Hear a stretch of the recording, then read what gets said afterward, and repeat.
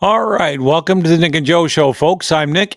He's Joseph, obviously, and our good friend Mr. Melky is behind the scenes, pushing all the buttons, taking your calls, putting up your comments in the from the comments section so that we can see them and make sure that we can address some of them as we go through the show.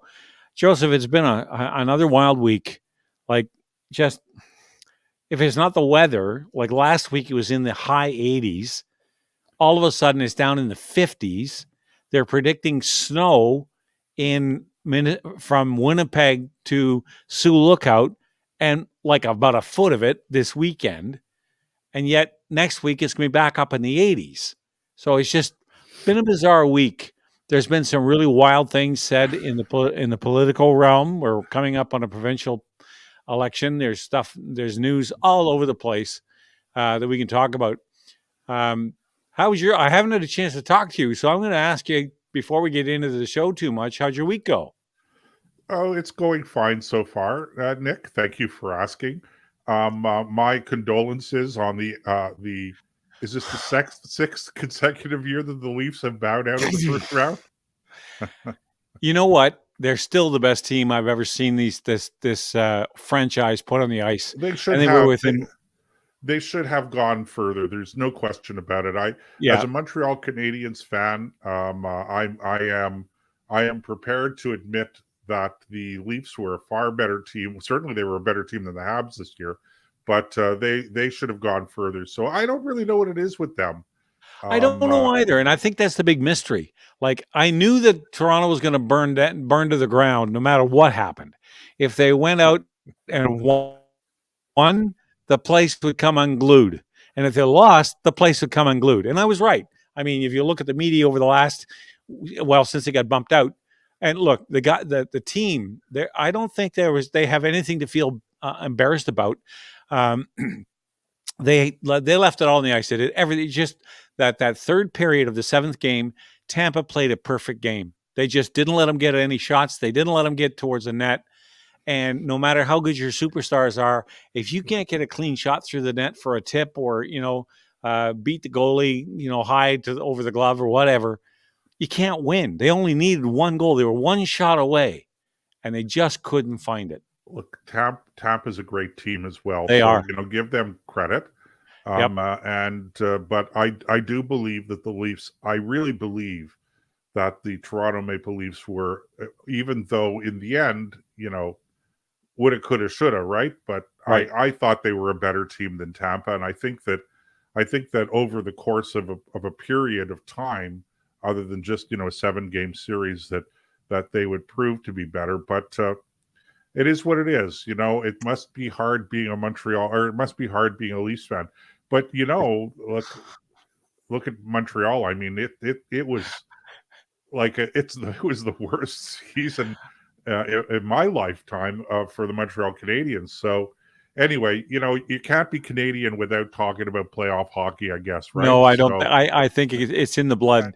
By the and way, on the CF, just to mention, I see that the CFL, which is the Canadian Football League for you, our viewers American and listeners. listeners south of the border, is there looks like they're going to be on strike. And I'm thinking to myself, I can't think of a worse No. possible thing for the future of the Canadian Football League. Here we are coming out of COVID, and which was, I think, far more devastating for Canadian professional football than certainly it was for the Americans. And this is how they're responding to it. Now, in fairness, I don't know what the issues are, so I'm certainly not going to comment Look, on whether or you know not the what? It players almost are doesn't matter justified. what the issue, Joseph. It doesn't really matter what the issues are. This is about as dumb an idea as if Perlator were to go on strike right now. I mean, come on! I don't You're know what to just getting say. back on your feet, and you say, "I'm going on strike." Are you I don't silly? know. I don't know what the issues are, and I have to. I'm going to be.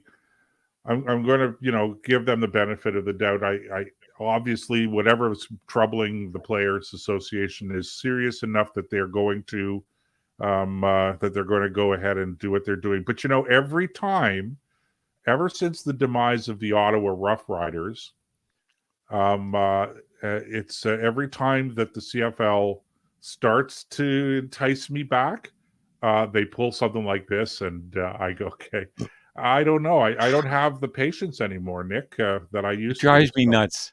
It drives me crazy. Anyway, I just want to make a comment about Kirk is in the chat room, and he says, am I allowed to say that you are at that I'm a former DDH 206 stoker and an ex shipmate.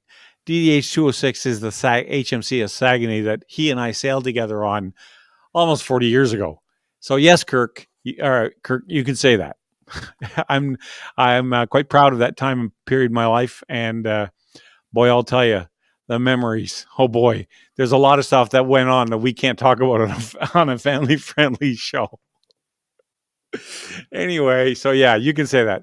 Nick, you've got this beam I of know light shining on you it's tonight, the and sun. There's a little window over here, and if I lean forward, it gets.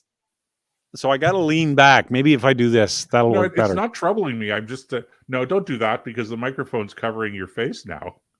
Partly, All right, is that anyway. better? Oh, I have. Oh, I got to tell you a quick story. I went to Okay. Pembroke today, and I had to get my hair cut because it gets to a point where, see, I got a haircut. Anyway, Okay.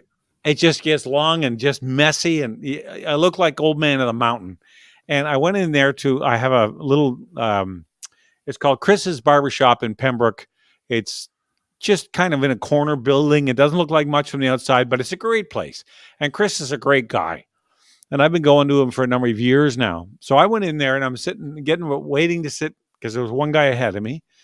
Because my wife has said, "Oh, you'll never get your hair cut. You'll have to make an appointment." I said, "The heck I will." You just walk into a barbershop and you sit down, wait your turn. That's the way barbershops work.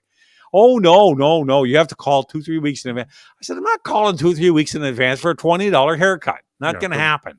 The ladies don't understand the barbershop. They don't. Culture. You're right. They absolutely don't get it. She said, "Go find a stylist." I said, "I don't want a stylist. I want a barber." "Oh, you'd rather have a guy cut your hair?" "Yeah, in this case, I do." Because there's a certain there's something about being in a barbershop, right? It's like sitting around having breakfast with your friends, solving all the world's problems. Anyway, so while I'm sitting there, this very elderly couple walks in, and he's got a cane, and she's with him. And through conversation, as he sits down, because he's after me, we find out he's 100 years old. She's 94.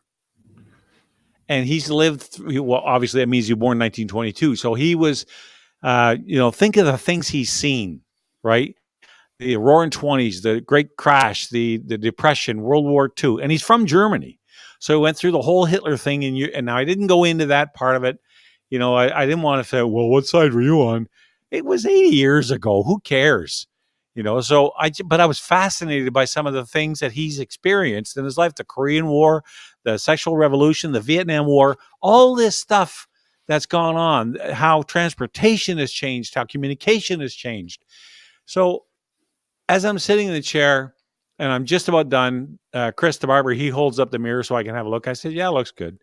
And she comes up and she walks over and says, "You're a very handsome young man." I said, "Listen, I'm a lot of things, but handsome isn't one of them." She says, No, take it from me. You're a very handsome man." I said, "Okay. All right." Or young. The young part was what got me. But coming from a 94-year-old woman, I haven't been called young and handsome in the same sentence in like 25 or 30 years. But from her, I'll take it. But they were a really great couple, and they just, 100 years old, and they're still living together. They've been married 74 years.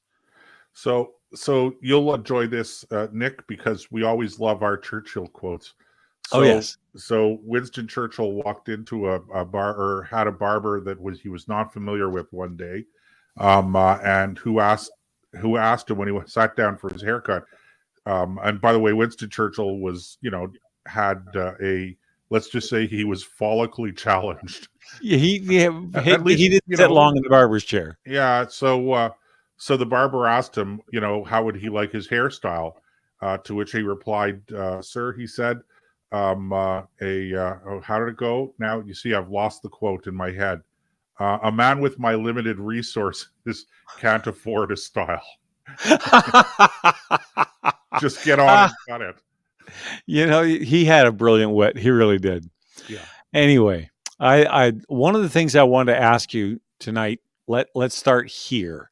This Sure. is we've talked about it before, and I'll read you the headline. Disney releases Children's Pride Collection, will donate profits to Trans Kids Advocacy Group. Now, okay, let me read you 2 paragraphs just to give you the texture, because you got to be careful that you don't just run on headlines. As companies across corporate America get the rainbow print out to get ready for their favorite virtue signaling profit suck of the year, Pride Month, Disney has just unveiled a new Alphabet Soup Pride Children's collection of merchandise. Disney's website boasts the Disney Pride collection with rainbow backpacks, sippy cups, and toddler t-shirts. Does your child like Star Wars or Spider-Man, but also wants to be an Alphabet Soup advocate?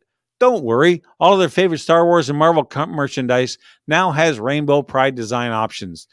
Disney even ensures your pets can be Pride advocates with rainbow pet collars and leashes. Now, look, didn't Disney just get into a huge problem uh, less than a month ago over something very similar to this? Did they not learn anything? Well, They are an entertainment company who is supposed to be involved in business that centers around entertainment for the family, especially children. right. So what is going on? I Like, don't I don't know, Nick. It's part of the rush to virtue signal. Look, I'm not going to say anything bad about Disney. Um, uh, well, I don't know. I I am. don't want to say things that are bad against Disney. Look, the bottom line is this, okay? People who do what they do, Disney is, and so long as it's not receiving public funds, it's a private corporation, etc. They're entitled to do what they do as well. The only exception that I have to that, if I was to have an exception, and that is that can we leave the little kiddies out of this? Well, that's I don't understand why we have to be talking about yeah, pride sippy cups and all of that stuff. Okay, look, you know, I think we touched on this. If it wasn't last week, it was the week before, Nick, and that is that the bottom line is that everybody should be treated decently and with respect and dignity. And I don't really care what people do, in the confines of their homes or anything like that. That's their business. It may not be my cup of tea or my loaf of bread, but there it is. I'm prepared to just let people be people, and that's the end of it. Where well, I look, draw the line is when we're sexualizing children. And here's the interesting thing, okay, that now that you've got me rolling on this subject, yeah. it's like picking a scab almost, right? You've pulled the scab, now it's going to bleed. Look, um, when I talk about sexualizing children, I want to make it clear that I'm not just talking about same-sex relationships or anything like that. I'm against heterosexual sexualizing of children as well. I think that our culture is far too sexual in public. I think that I'm not a prude. Okay, I'm not naive, but I do think that we're human beings. We should have a little more dignity, and we should certainly be allowing children to be children. And I just I'm against the whole sexualization movement, and the nonsense that somehow or other this is a manifestation of human rights, etc. That's my personal view. I don't care whether it's same sex, heterosexual, homosexual, pansexual, metrosexual. I mean, whatever it is, leave the kids out of it. Okay, let the adults be adults, and let the kids be kids. And when they get older, okay, and they're old enough to make their own decisions themselves, which, by the way, in my view, means that they've reached certain sexual maturity, which means, you're not getting them into hormone therapy and all that stuff when they're 8 or 9 years old, and where they're, because newsflash, um, uh, uh, you know, adolescence and puberty is a very confusing and difficult time for anybody. So my advice is you let people get through it, and and then they make their own decisions with respect to what their practices are as adults. So that's that. I just want to clarify that, because a lot of times people think that, oh well, you're anti-gay or whatever. I just I'm not. I do what you want to do. Just leave the kids out of it, and I'm anti heterosexualization of children as well. Do it to myself all the time. What did you do now, Nick? I hit the wrong button. I was trying to change from. Yeah, doesn't matter. I'm back. But well, I hear what you're saying. You could guess what I was saying pretty much. It's oh yeah, I agree with you. The part that's got me, Joseph, is because I agree with you that the sexual.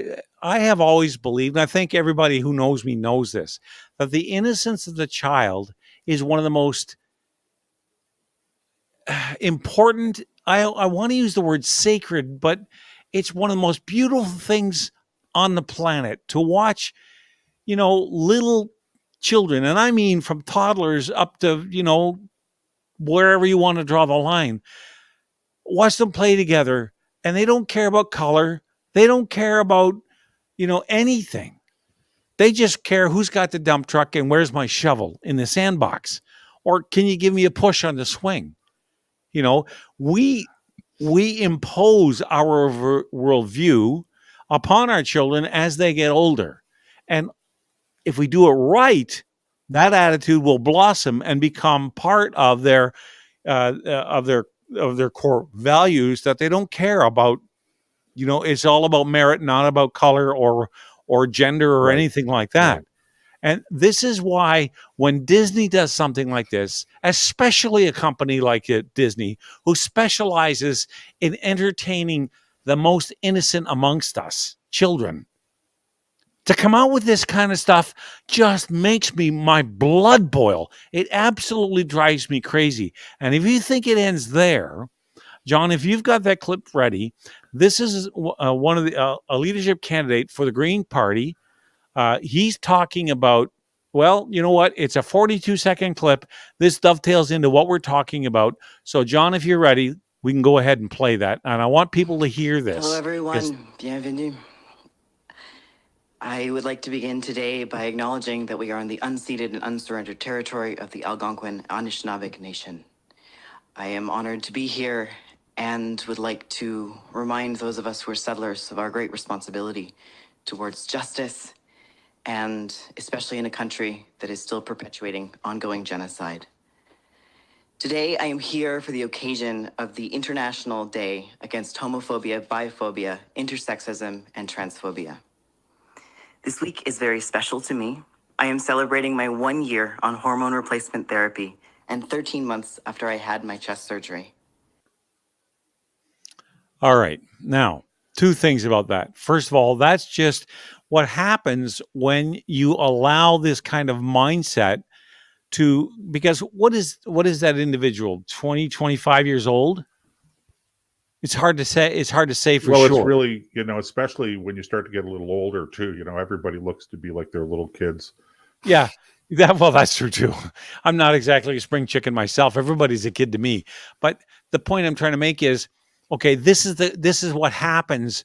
You get this mindset because of the kinds of things. Now, Disney wasn't doing this when he or she, I don't know what original gender this individual is born at, or their chosen gender for that matter. Yeah, you just don't know. So Exhibit A here, okay, wasn't even born yet when Disney wasn't doing this when this individual was born, okay?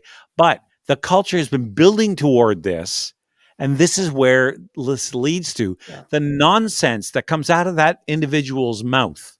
First of all, Canada is not involved in an ongoing genocide.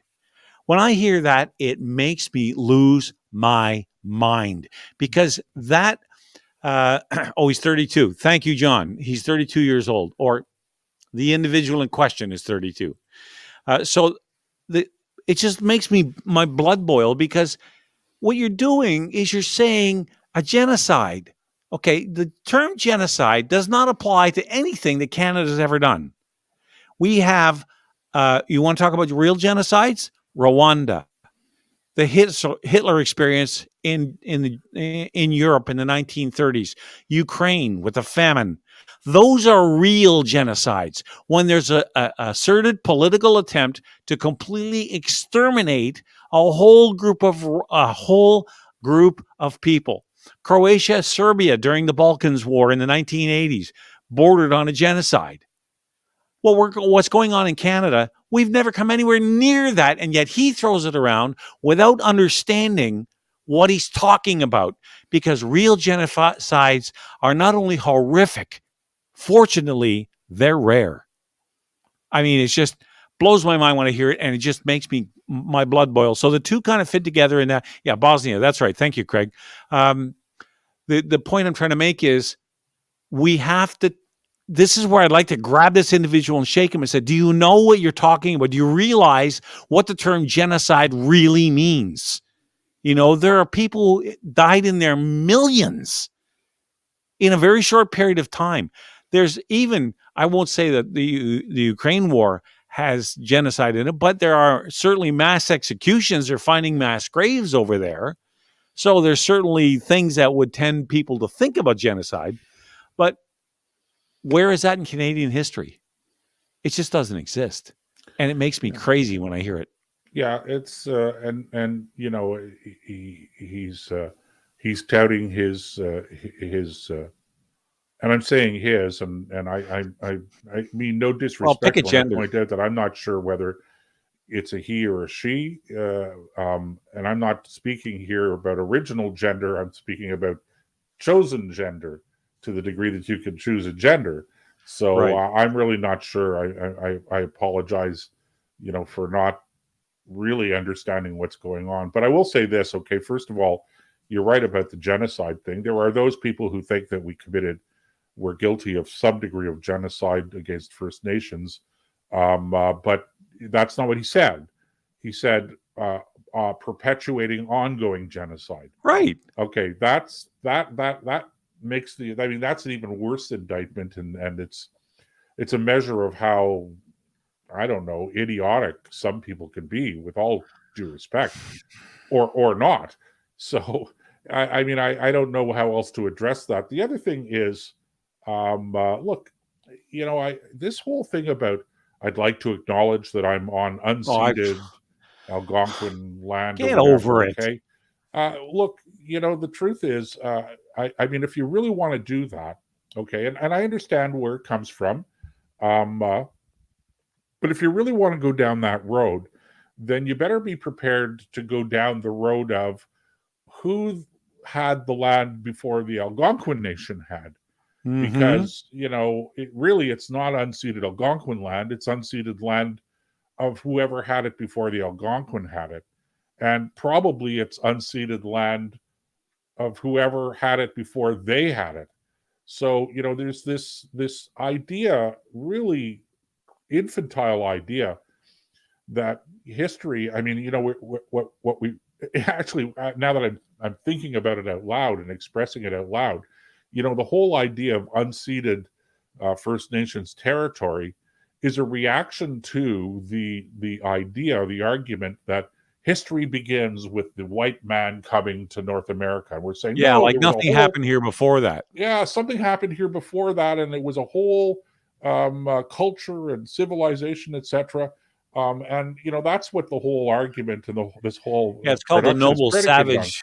It's called the noble savage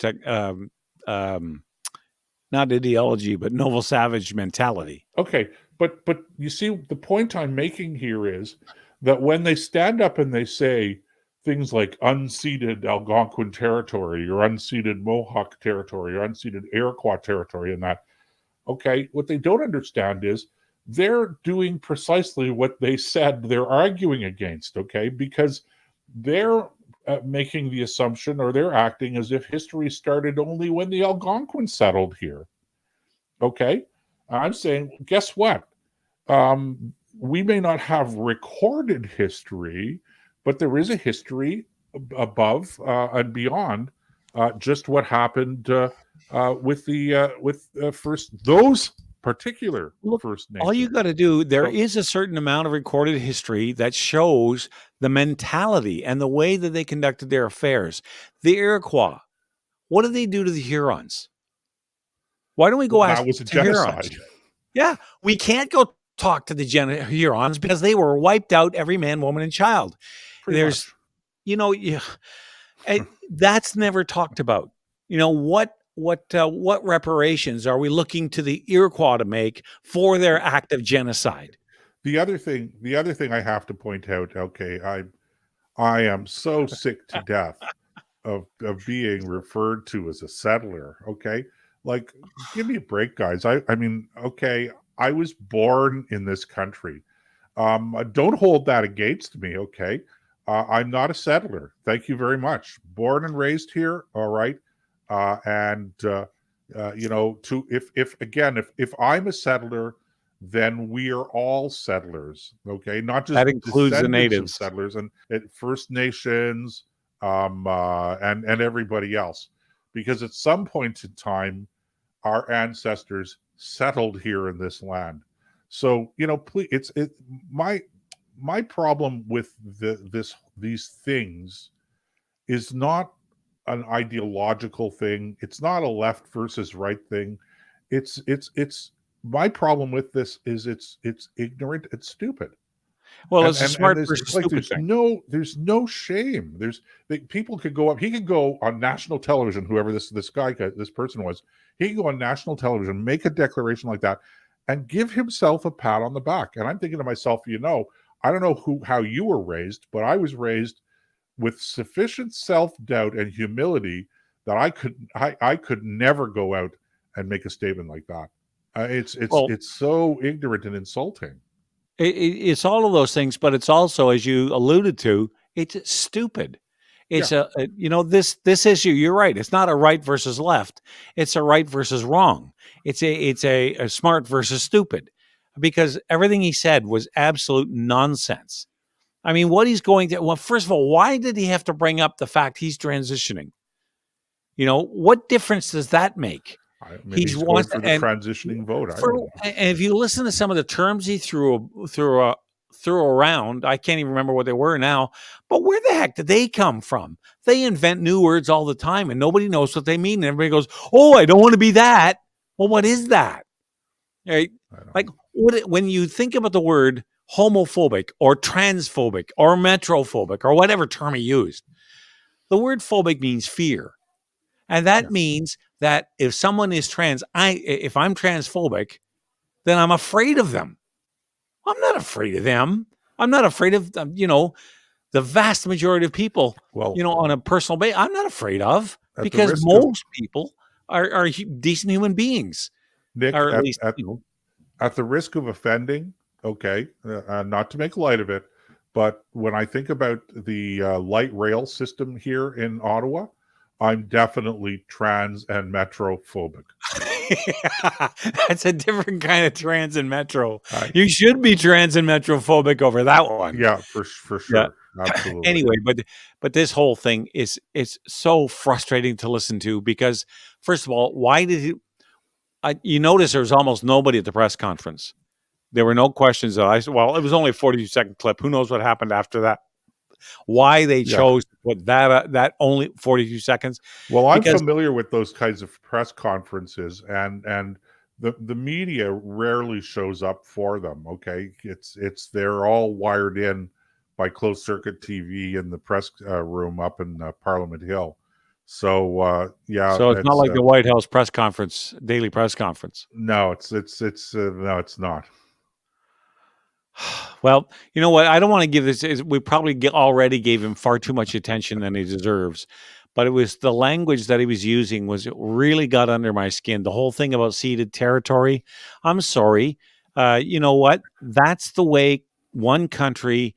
Are you going to go back to Europe and start throwing people out of modern European countries because the Lombards got beat by the Burgundians or whatever happened in France or Germany when it was Gaul? You're going to go to Italy and say, "Hey, you invaded the Gaul." Where do you end it? if you're worried about this, the English are going to have to give England back to the Danes. Or the Anglo-Saxons, or the Celts, I mean, or at least part of it. Yeah, I know. Where do you draw foolish. the line, I guess, is the question. Yeah, it's just foolishness. But look, I don't get too excited about it as long as, let them do what they're doing. I don't, the world is no more or less crazy than it was 50 years ago or 100 years ago or maybe I'm just more sensitive to it now. All right, Joseph, looking at the clock, it's time to take a break. For all of those you in the chat room, we're seeing your comments, and no, you cannot unseed your property like to unseed my property taxes. Yeah, as much it's as not like my property; it belongs to the Algonquin. That's right. You go talk to them about property taxes. That would be an interesting case to take to court. All right, with that, we'll take a break. That would be an interesting case. Yeah. Yes, you're right. If they're right, then I don't owe you any taxes. They do. Anyway. We'll take a break. We'll be back with more on the Nick and Joe Show right after this. We all know that climate change is real. But with countries like China and India failing to do their part, what Canadians need now more than ever is a Made in Canada climate change plan. A real plan that responds to the real-world needs of Canadians. A balanced plan that supports responsible economic growth and strengthens our essential infrastructure. A responsible plan that protects our natural environment and ensures that all Canadians enjoy the blessings of clean air, clean land, and clean water for generations to come. It's time for Canadian politicians to show real leadership in the world, putting partisanship and ideology aside. It's time for a sensible climate plan. We're the International Climate Science Coalition Canada, and we're ready to help.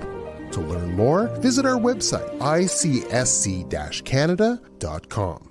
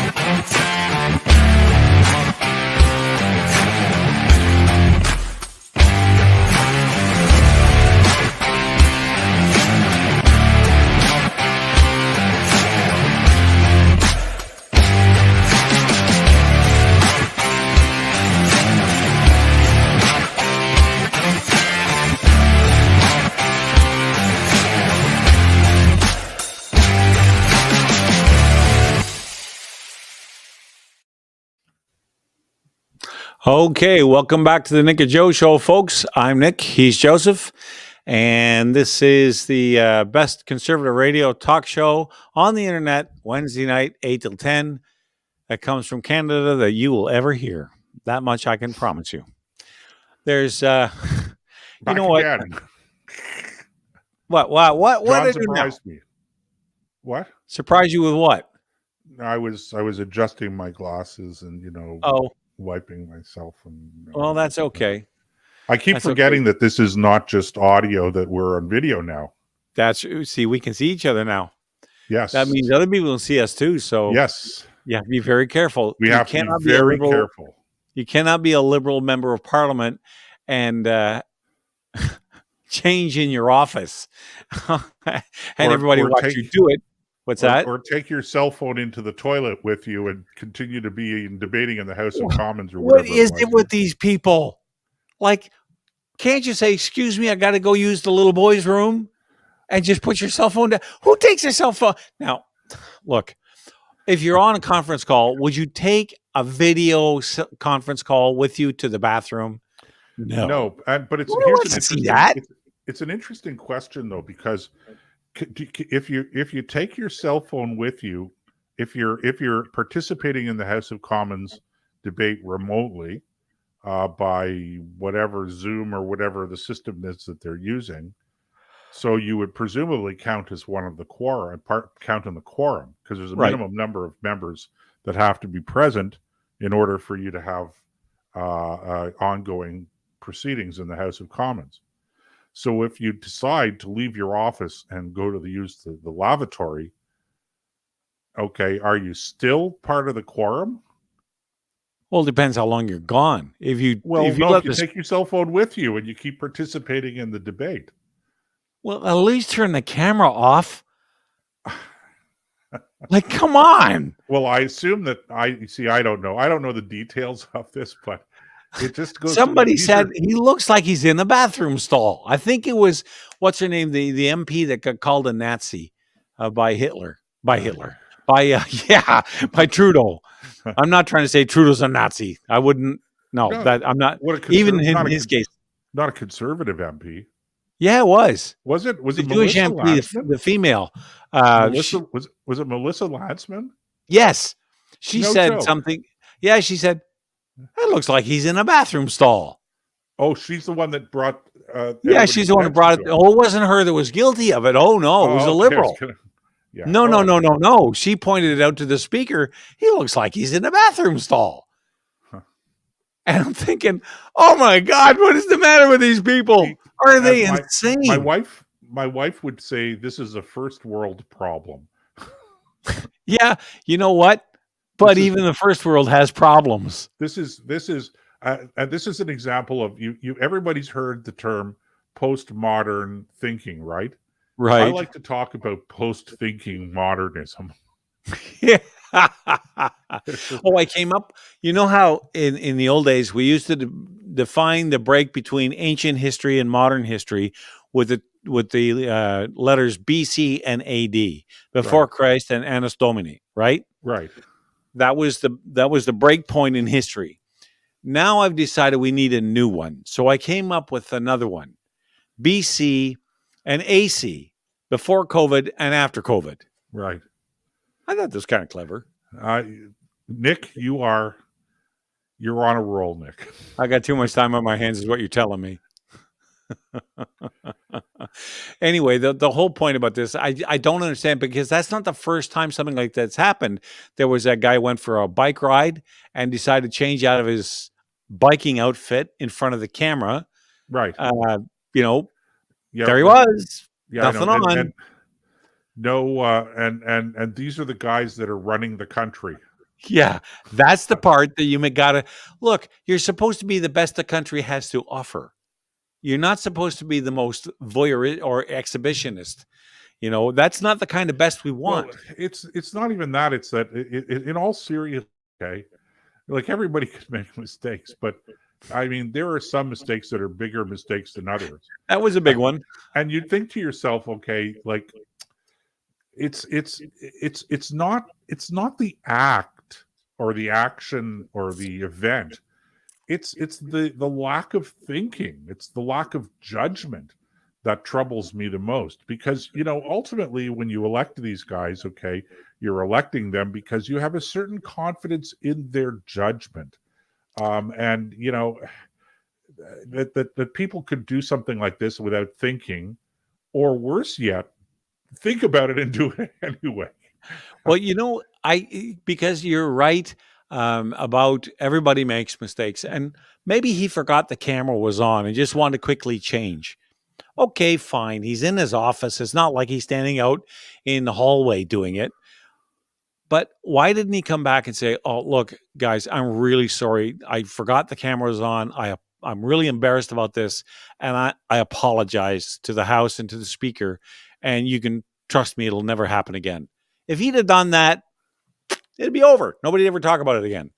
But they always try to, blame somebody else. It's like Joe Biden on steroids, where he blames everybody and everything else except him. Trudeau, the same way.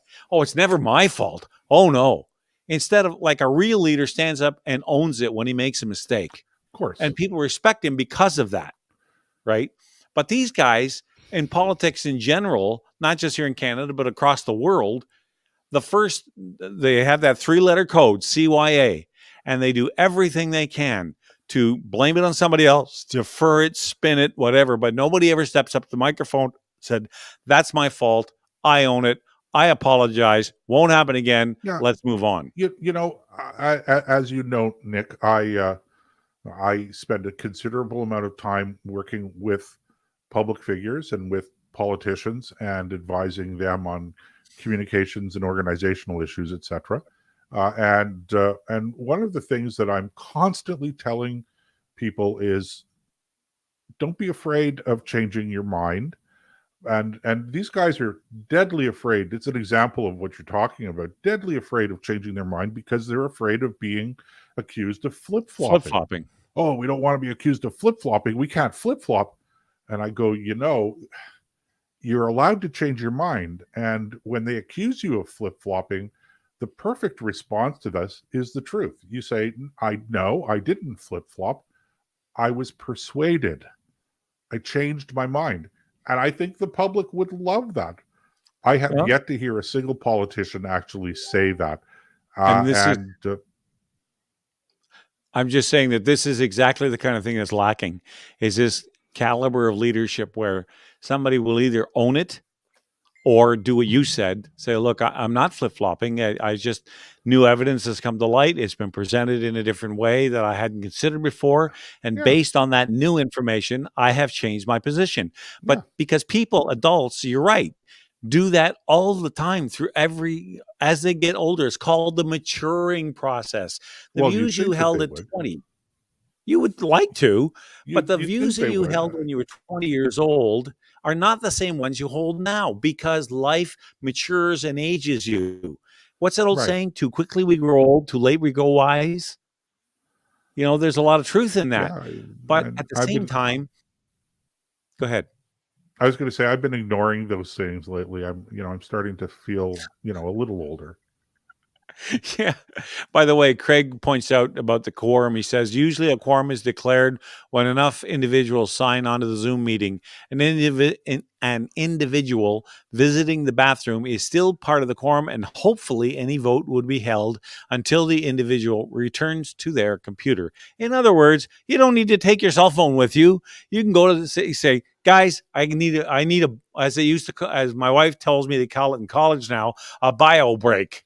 A biological break, and off they go. They do what they got to do and come back again. I see. There's Mark giving Roman Baber a nod for leader of the not the PC party, the CPC, the Conservative Party of Canada. He missed the first C. That's all. Let's give Mark the benefit of the doubt. Okay. No, because I keep on hearing people. No, it's actually a lot of people still refer to the federal Conservatives as progressive Conservatives, but they. That went out the window 20 years ago. Yeah, but this is why you don't change your brand unless you absolutely have to. Because once people know you as something, it takes 20, 30 years So what do you think, Nick? You think the Conservatives that we're on our way to a progressive conservative majority government in Ontario? Yep. Yeah. As a matter of fact, I want to talk about that. Let's see if I have it pulled up here somewhere. I thought I did. I can go over here and get it. They had about 4 points of their policy. I'm just looking at my sent mailbox. I sent it to you earlier. And come on, I'll pull it up real quick. That I like how they get this stuff. Okay, here it is. Let's see. According to them, this is what they're going to run on. Now, there's more to their policies than this. There's more to their platform than this. But think about these particular these particular topics. They want to build infrastructure. They want to rebuild Ontario's economy. They want to keep costs down. They're working for workers and plan to stay open. So let's look at this one at a time. Building infrastructure. Is it me and I just am imagining it, or did not a major chunk of an overpass on the 403 just fall onto the highway underneath it, down near between Hamilton and on the Queensway? When would that have happened? About 2 weeks ago. Yeah, I'm not aware of it. I saw the picture myself. I'm not saying it didn't happen. I'm just not aware of it. Yeah, it did. It landed right across both lanes. Now, fortunately, there was nobody traveling underneath the bridge at the time. So, okay, building infrastructure, yeah, but he's talking about subways, he's talking about rail lines and all that stuff. and the infrastructure in his own backyard is literally falling apart. Well, He wants to Go ahead. the funny thing is that all of the infrastructure really that you're talking about in terms of highways and subways and all of that stuff are predominantly in the GTA, the Greater Toronto Area. I've spent quite a bit of time in Toronto over the past couple of months, I'm shocked by how much construction there's going on. There's I think 3 or 4 subway lines that are being constructed simultaneously. There's a lot of highway construction. There's Highway 412, 418. I mean, it's really I won't say it's unrecognizable, but there's an awful lot of infrastructure construction going on down there, but I guess that's where most of the votes are in a provincial campaign, and so I guess it makes sense that that's where the government is going to pay attention to in terms of building transportation infrastructure. Well, when you think about it, that is one role. Now, the government doesn't have to do it. You don't have to have government workers out doing it, but they do hire the contractors to maintain the infrastructure, and that is a legitimate role for government. I'm not saying that it's not. I'm saying that his focus isn't necessarily in the right place. You got to keep the bridges from falling down before you worry about digging new tunnels. If you can't maintain the bridges, how are you going to maintain a tunnel? So there's that. But the other point I wanted to make was, going back to my list here, the next one down the list, not that here, rebuilding Ontario's economy. Well, considering you basically crushed it by shutting it down, how can we trust you to rebuild it? I mean, they did everything they could to absolutely kill this economy. We were the longest shutdown. We had the most restrictions. It was ridiculous, the levels they went to. They let the doctors run the province, which is the same thing, in my mind, as letting your insurance agent drive your car. Is he going to drive it the same way you do? No, because he's worried about every single possible threat. That's what doctors do, but that's not what politicians do. Yeah, that's an interesting analogy, and I hadn't actually thought of it that way, but that's a good one. But let me tell you what my response is to the promise that any government is going to get the economy going again. The bottom line is that the government's capacity to hinder economic development is far greater than their capacity to promote economic development. The best thing that you could do to get the economy going again is to reduce regulation, reduce taxes, get out of people's getting out of the way, backs, out of their pockets, and let the private sector do what it does, and that is to create wealth and create jobs. It's not the role of government to get the economy working again. And things ultimately that the economy gets going, and then politicians like to take credit for it. But the reality is, it's not politicians that get the economy going. It's private business people that get the economy going. So let them do that, and stop promising that you're going to fix the economy. Okay, unless you're just talking about lowering taxes and reducing regulation. Just as I say, just get out of people's way. And that's something else that's in that list. He says he's going to cut the gas tax by 11 cents a liter. Now, he has done some things, but everything comes with strings, right?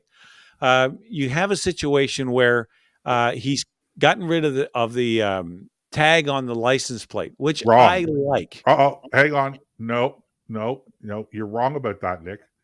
And that's a common misconception. You still have to renew your license plate. What you don't have to do is you don't have to pay for it. What? Yeah, you have to check into this. Okay, so I stand to be corrected, but there have been a number of cases that I've been reading about where people have actually been fined for not having their license renewed. Yeah, but that was in Quebec. Yeah, but if you look into it, I think you might find that you actually still have to renew your license. You just don't have to pay for that. It's not something you have to pay for anymore, but you still have to renew your license when it comes time for renewal. Now, you're talking about your driver's license or the license plates? I'm talking about the license on your car. So your car ownership, the plates. Yeah. Okay. You still have to renew. You're right. I didn't know that. But the point is that, okay, He did that, and a couple other things he's done. Like, we all got to check if we own cars for whatever the cost of the sticker was. Okay, isn't that wonderful? But if cutting the price of gas by lowering the taxes, like Alberta did, is such a good idea, and it would make a big difference, especially when we're up at $2. You know what $2 a liter is in imperial gallons? If you priced it out as an imperial gallon, it's $9. That's, my dad always said, that's why we went metric, so Trudeau could hide the price, the ever increasing tax on gas, because it comes in small little increments on much smaller units. And he was right, at least on that score. So the point is, or I don't know if that's why they did it, but it certainly seems to have played into that hand. So if it's such a good idea to do it, why wait till July 1st after the election? Why not do it now and carry the benefit and say, look what we just did. We lowered the price of fuel for the people because we care about them and we want to ease their suffering. And we're carrying that attitude into the election. No, he makes it a carrot. Vote for me and you'll get it. But if you don't, oh no, you won't get it with the Liberals. He's right on that, but that's not the point. If it's good for the economy, and if you're worried about restarting the economy and you want to do something, then do it now. We need the relief now. Yeah, we'll take it in July, but do it now. Yeah, and that's the part that just spins my head around. I agree with you. I think that it's, rather than making an election promise, do it now. Let the Liberals and the NDP promise that if they're elected, that they're going to reverse the decision, or at least try to get them to admit that they're going to reverse the decision. But I don't understand why, if reducing taxes on gasoline is a good thing to do, and I think it is, then do it now. Don't wait for 2 or 3 months. Well, you know what that says? If cutting the taxes on gas is a good idea, what about everything else? Why not cut gas on everything else? Building supplies. Like, you want to get the economy going, lower the cost of getting it going the only way the government can.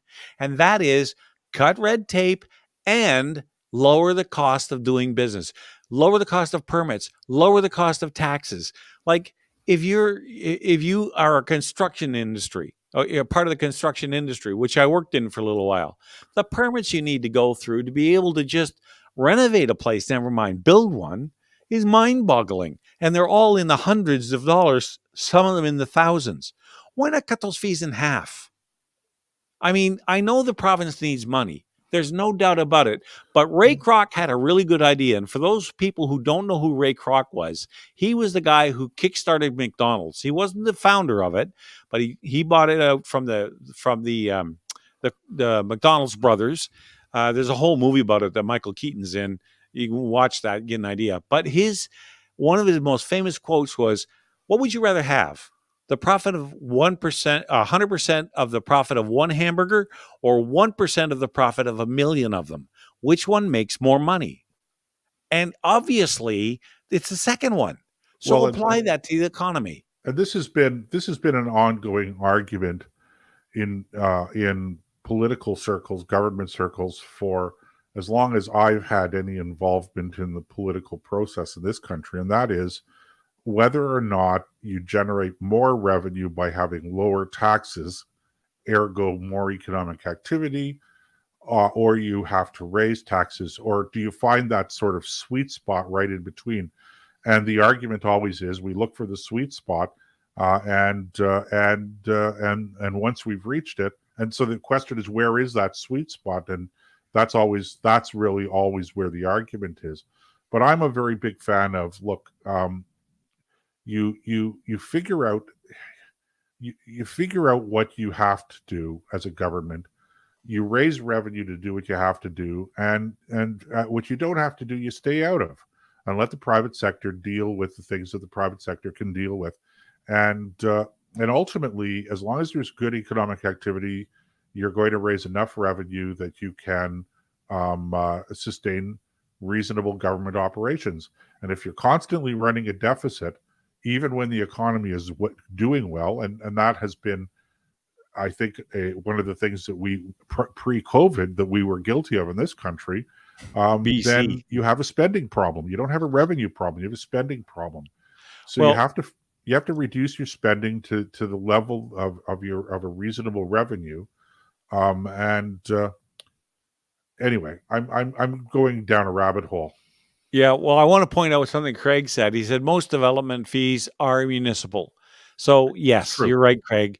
I was just in the heat of battle here, but the overall arching point I'm making is that governments at every level, whether it be municipal, provincial, or federal, can do a lot to lower the cost of doing business in Ontario, especially, or in Canada, or in any jurisdiction, by lowering the fees they require and reaping the benefits of those lower fees through greater activity. Like how many people, what's the tax on a Rolls Royce? I have no idea. I'm sure it's a lot, but how many people can afford to buy a Rolls Royce? So how much money do they make off the taxes of Rolls Royces compared to how much they make off a Honda Civic? Nothing, right? So why not just lower the price so that you get more economic activity, which is taxed? It's like if the lemonade stand, right? If I sell 1,000 glasses and I'm only making 2 cents, I've made what's that, $200 or whatever the numbers are. Sure. But if I sell 2 glasses and I'm making 50 cents, I've only made $1. No, and again, you're preaching to the choir here, Nick, and I think that most of our viewers and listeners would agree with you. If you need more tax revenue, then the best way to accomplish that is to cut taxes. It sounds a little counterintuitive, but if you cut taxes, you get more economic activity. Yep. And as you generate more economic activity, you end up with a greater volume of tax. Lower rates, higher volume. Kirk says he's talking to us out from Newfoundland. Kirk's out there on the East Coast. And he says that they're looking at a 3.5 cent a liter increase, which will make the cheap stuff $2.28.5 a liter in my bay in Newfoundland. That's you're pushing $10 a gallon. I mean, and think about it. The other question I have, and we're running out of time, so we're getting towards the top of the hour, but let me ask people just to think about this. Diesel is more expensive than gasoline. Now, I have no idea why that is, because diesel is a heavier fuel than gasoline is, doesn't take as much refining. So the manufacturing of diesel is actually less cost prohibitive than it is to make gasoline. And yet we're paying more for it.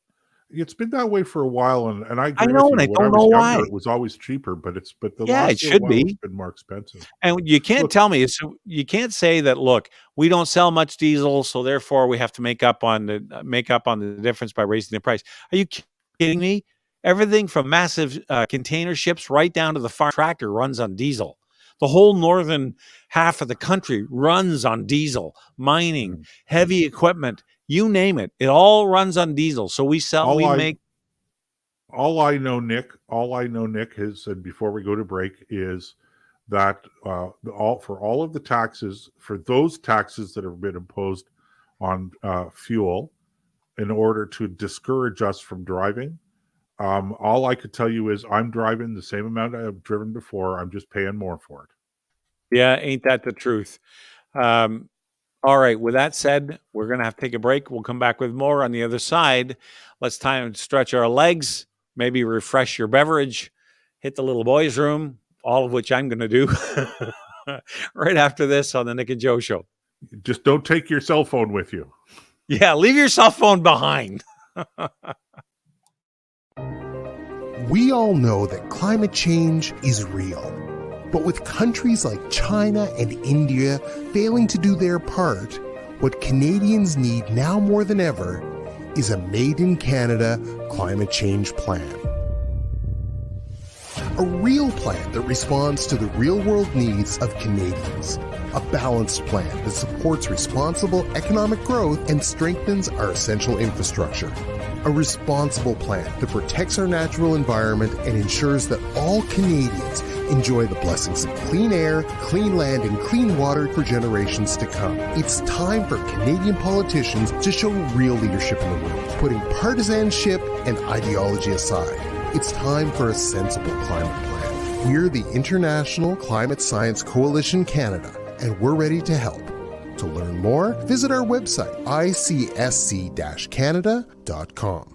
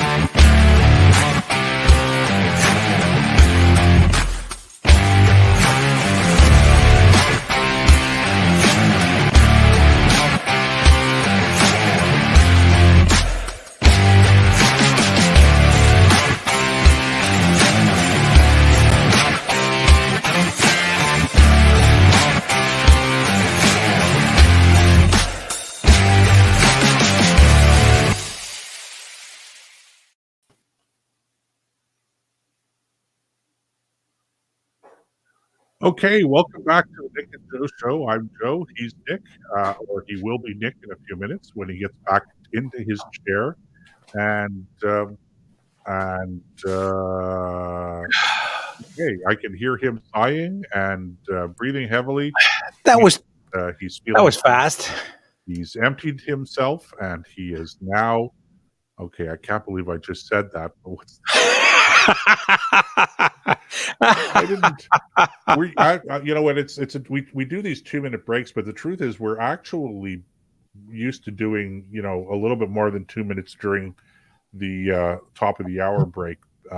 So I get caught a little bit. I'm texting with somebody, and then all of a sudden the music stopped, and I look up, and there I am on the camera, and going, the stage fright, which I never suffer from anymore, by the way.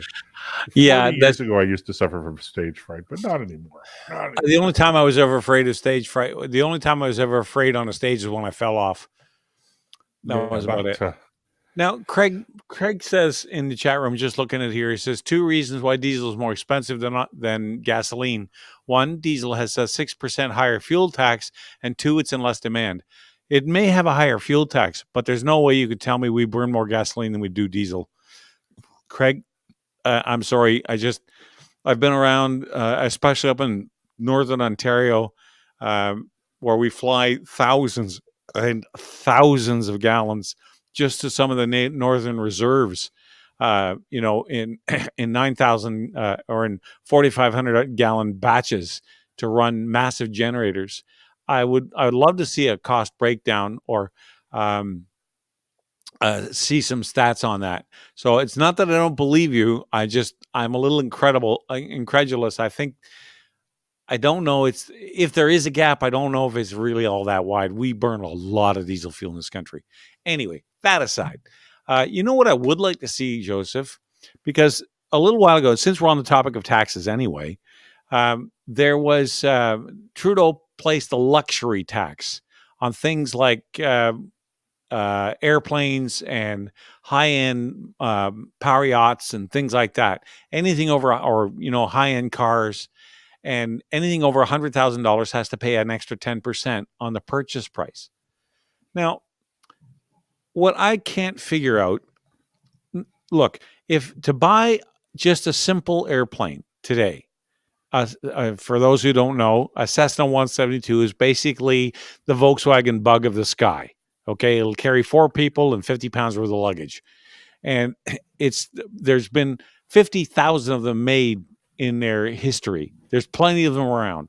They're a very common airplane, but to buy a new one is $500,000. So if somebody like me, who I'm studying for my pilot's license right now, and this is why this issue kind of irritates me. My wife and I are both studying to become private pilots. If we wanted to go out and buy our own plane, a brand new one, well, first of all, there's no way. We just don't have the $500,000 necessary. But let's say, for the sake of this discussion, that we did. That $500,000 airplane is now coming with an extra $50,000 in taxes. on top of the price. Now, what I would like to see, let's take a huge yacht, 150 feet long. Maybe it's worth $15-20 million. Okay, I don't know what they're worth, but I'm just picking a number out of the air. A high-end toy for a multi-millionaire. Guy can stroke the check, write it, and they're going to impose this tax on it. Okay, now maybe that will make the decision for them not to have it built. But let's stop and think about the economic spin-off of building that yacht. Because true, most of us can't afford it.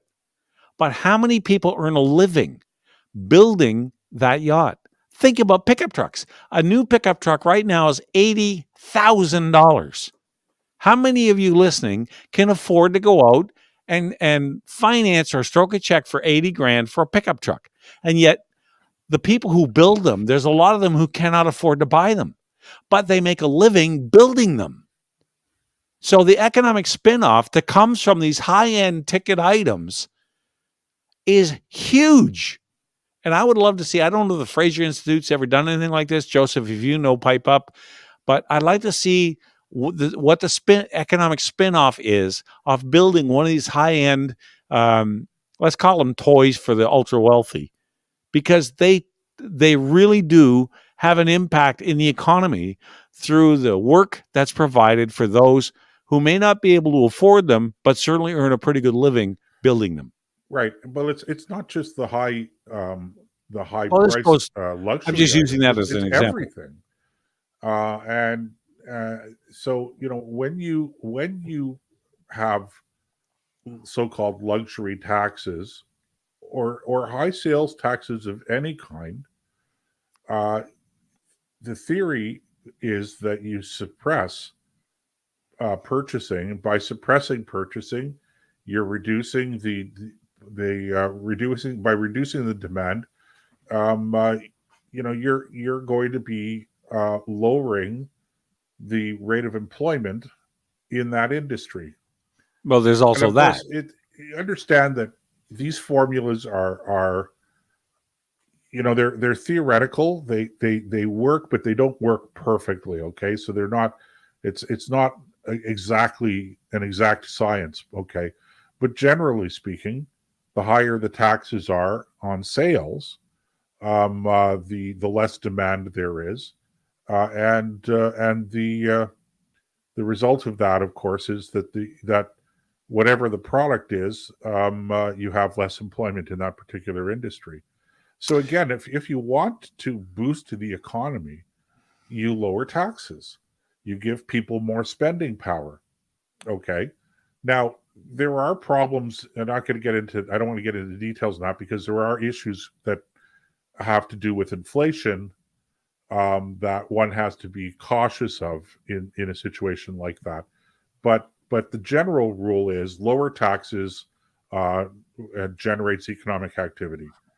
And there's nobody that's going to deny that. The only question is whether or not the extra economic activity generates enough tax revenue at a lower rate that it ultimately replaces the revenue that you've lost by lowering the taxes. That's the ongoing argument on this particular subject. Well, wouldn't it be nice if they at least gave it a try?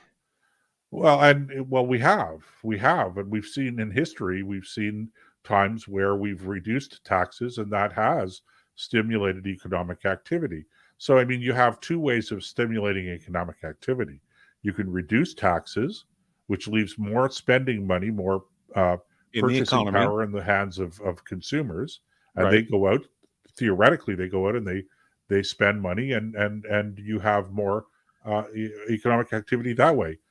Or the alternative to that is that you don't reduce taxes, but you continue to collect those taxes, and then you go out and you create subsidies in various industries, or you do boutique tax credits because you want to stimulate economic activity in a particular sector. So, it does, providing government stimulus does in fact create economic activity. But the thing is, it's very targeted and very precise. And then once you remove that stimulus, that economic activity that you've generated tends to then Fall be away. depressed. So Right. I'm a fan of stimulating the economy the other way. Just leave more money in the pockets of consumers and let them decide what they're going to spend money on, rather than trying to pick winners and losers. And governments are notoriously poor at doing that. So Well, this is go ahead. yeah, this Finish your thought. is the ongoing argument. But I want to go back to, if I could, just for a minute, Nick, or two, about your example about the luxury tax. I would suggest that it's the luxury tax is, well, we can argue about it one way or the other. Is it good? Is it bad? I don't think it's a good tax, but I want to go back to the whole idea of taxation in general. And we look at sales taxes and we look at income taxes, and we say, wow, look at all the tax we're paying. But what we don't tend to see is how much tax we're paying without actually seeing it. We don't see the tax we're paying. So let's take labor, for instance, okay? If you're an employer, so you pay, let's just say you pay $10 an hour. And I know nobody pays $10 an hour anymore, because that's always, but just for simple math, we pay $10 an hour to my workers, okay? And let's just say, for the sake of argument, that the tax rate is 10%, okay? Mm-hmm. So the 10% then I deduct from your pay, and you get for 40 hours of work, which would be $400. So you'll get 90 times 4, so you get $360, okay? But on top of that, what people don't realize is that that's the employee's contribution. Now the employer has to pay generally an equal contribution in tax. So on top of the $10 he's paying you, okay, he's also paying the government another 10% in this scenario. Plus, if you're in Ontario, you're paying workers' compensation, which could be as high as 30%. Okay. Plus, you're paying the employer health tax, which is what I think somewhere around 2% now. And then you're paying your business taxes and your property taxes and your licensing fees. So by the time you're all said and done, just on labor alone, you could be taxing, paying as the employer somewhere in 35 or 40 or even 45% on top of the labor costs. So if with those kinds of percentages, Nick, if I'm paying $10 an hour, okay, because these are taxes on labor, right? Then I pay you $10 an hour. I deduct the whatever it is, the $1 an hour, because it's 10% we're using in this scenario. All right. And I remit that to the government on your behalf, but I'm paying another 40% on top of this. So I might be, what's costing me $10 an hour for labor is actually costing me $14 if it's at 40%, or $15. So how do I save money? Well, I cut my labor costs, don't I? Because that's where a lot of my taxes are going. Right. Or you raise your fees. There's only two ways. I have to raise my fees, because I either cut my taxes by reducing the labor costs, right, or I pass it on to my customers. And so, you know what? This is a lot of people will say that this is what propels. They're mad at automation or robots taking over a lot of jobs that up until now have been done by human beings. Well, on one hand, I get it. I understand that. But you have to ask yourself, who caused this whole drive in the first place? And that is these kinds of taxes you're talking about. You don't have to pay a robot vacation pay. You don't have to put it into his retirement fund. He doesn't have to have profit sharing. He doesn't have to have all these benefits, never mind the tax savings. It's really lucrative and hard to turn down. If you can automate a lot of your process and reduce the numbers of workers that you need in a plant, because the workers are arguably one of your biggest expenses. And if you can reduce that cost from a business owner's point of view, because what's a business for really? Is it to make widgets? No, it's to make money. That's what every company goes into business for. They just find something that someone will pay them for, that transaction can take place. But the point Go ahead. point I would make, I'm sorry to interrupt, Nick, but I think it's really important for our viewers and our listeners to grasp this, okay? Is that it's not the cost. Labor actually, in most cases, is not what the biggest overhead cost is for business. It's actually the taxes. And I remember having this debate. And by the way, there's breaking news I'm going to share with you in a minute. But I remember a number of years ago, I was doing some work for my father in his company, and I had these guys come around from the government, and this was back when there was an NDP government in Ontario. That's Yes, scary. there was an NDP government in Ontario. Bob Rae was the premier, and I they remember those days. we were in the midst of a recession. They wanted to do economic stimulus. They wanted to help people, contractors, businessmen, go out and hire people. So they came to us at the time. Somebody they had a program where they were saying, if you hire an employee for 6 months, we will pay $10,000 towards their salary. Okay, Really? that was what it was. So Okay. and so one of their people were coming around talking to us about this program, and I said at that time, I said, I actually have a better idea. The reason the reason that we're not hiring employees isn't because we can't afford to do it. It's because we don't have the business to keep them busy. If we had the business to keep them busy, then trust me, we'll find the way to finance hiring them, because we want to hire more people, because hiring more people means we're making more money because we're charging for their time.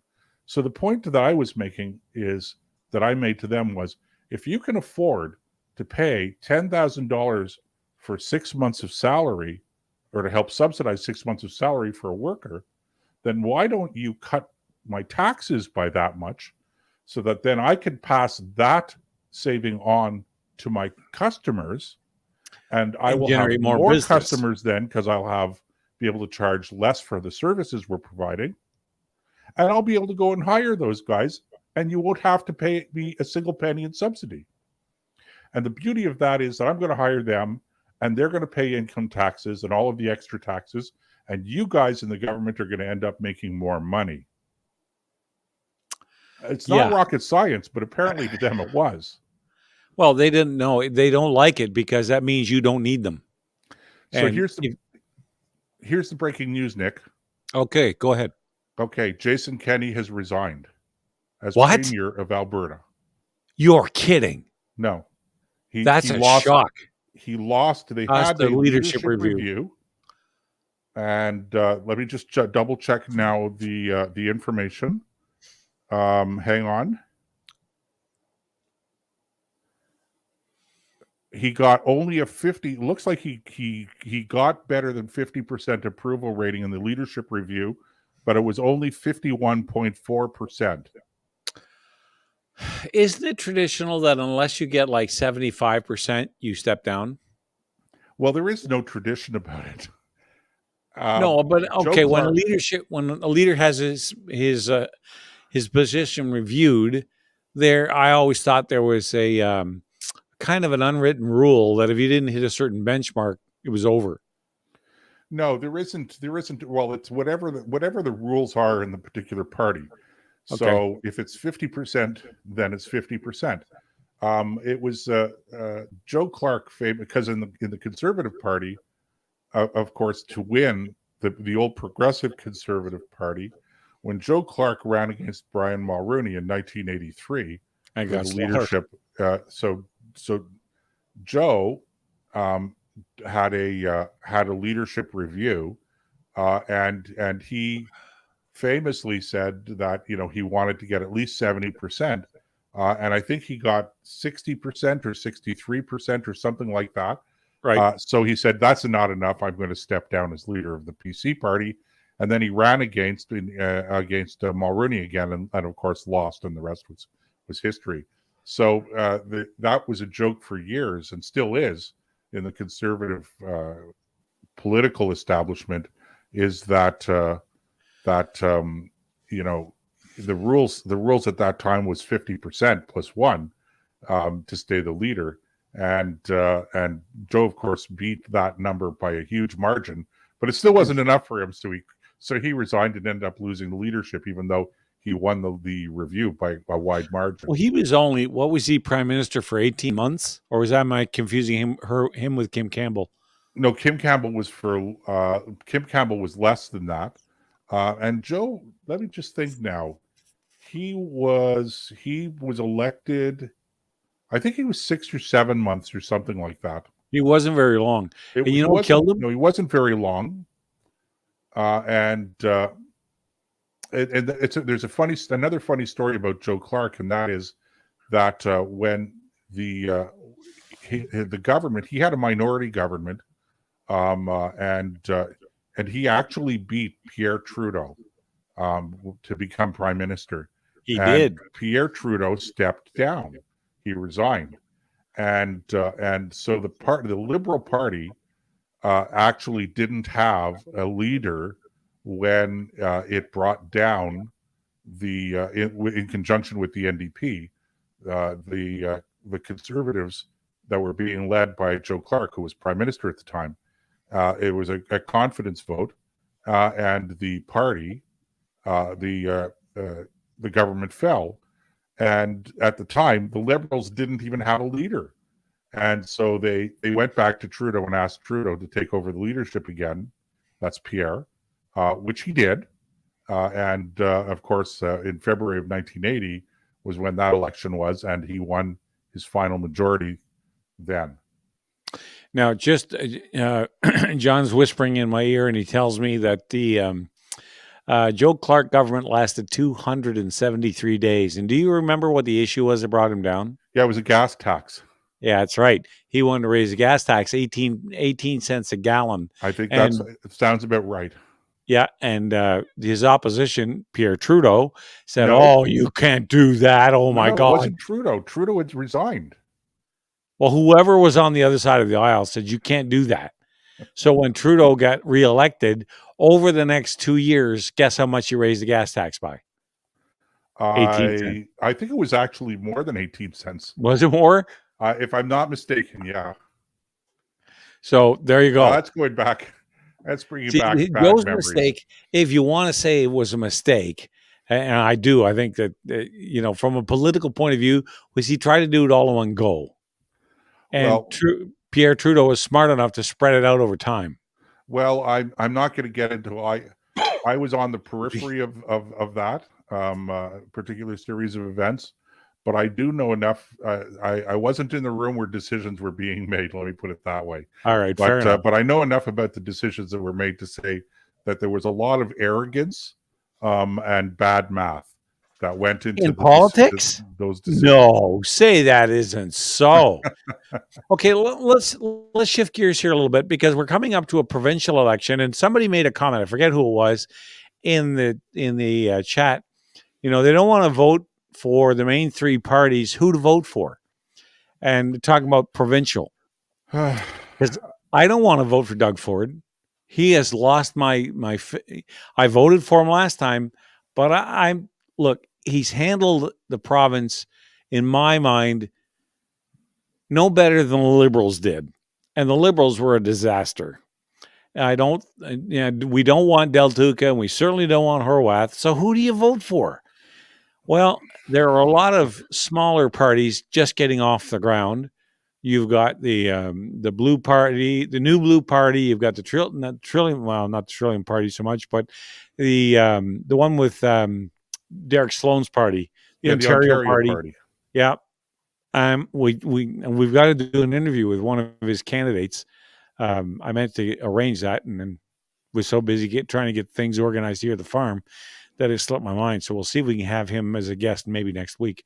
But anyway, the point is there's a bunch of different alternatives out there, because I don't believe in not voting. I don't believe in saying, screw it, I'm staying home. Too many people have paid a too big a price for me not to get off my butt and take an hour and go and vote. Right. Even if, at the very least, spoil your ballot, but get out and vote. So I'm considering, I haven't made my, I think I'm going to go with the Derek Sloan option. And it's no disrespect to the other parties, but I just like the candidates running in this office, and I don't like the guy who represents the Conservative Party of Ontario, John Yakubuski. He was the whip of the party, and just the way they've handled everything over the last 2 years has just been, in my mind, a complete disaster. And I don't want to return to that. Yeah, it's a real dilemma, Nick. There's no question about it. People are going to have to really search. Conservative voters are going to have to really search their conscience. I will say this, okay, without saying how I'm going to vote, because I truly haven't decided just yet. But it's there was the William F. Buckley formula that he used to say that if you're a true conservative, but you also have to be pragmatic, and so his formula was find the most conservative party or the most conservative candidate that has a realistic chance of winning and vote for that particular candidate or that particular party. And if you're following that formula, and I'm not recommending it one way or the other, we're just having a discussion around it.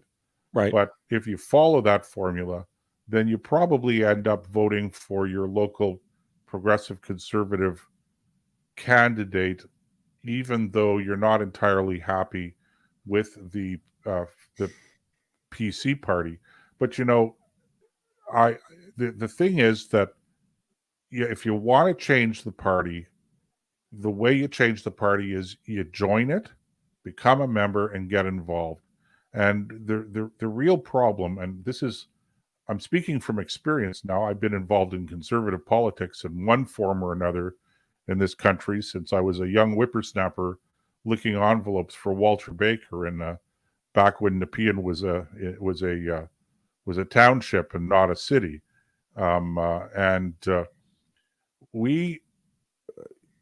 If you want to change the party, you have to get involved. And if you get involved and you're patient and you organize and you work hard, you're going to make a difference.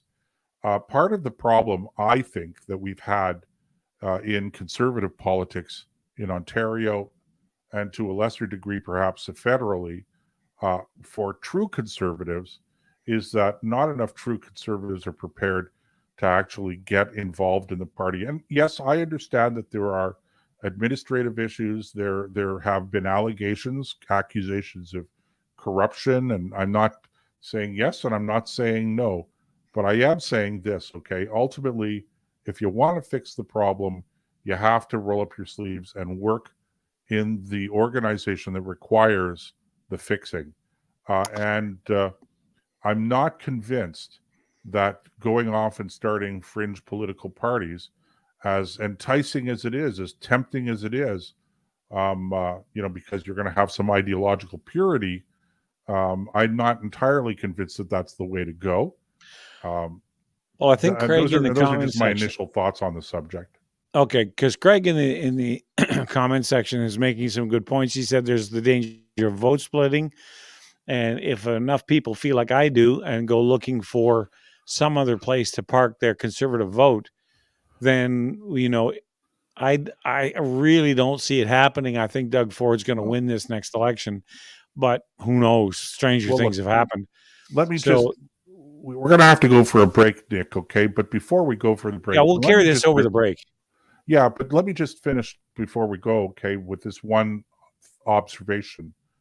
And tonight of all nights, okay, Jason Kenney has just been essentially kicked out by the members of the United Conservative Party in Alberta as its leader.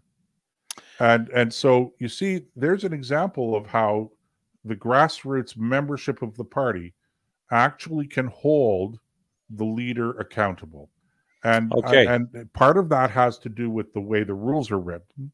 So I'm saying it's an example of what is possible with concerted, organized effort.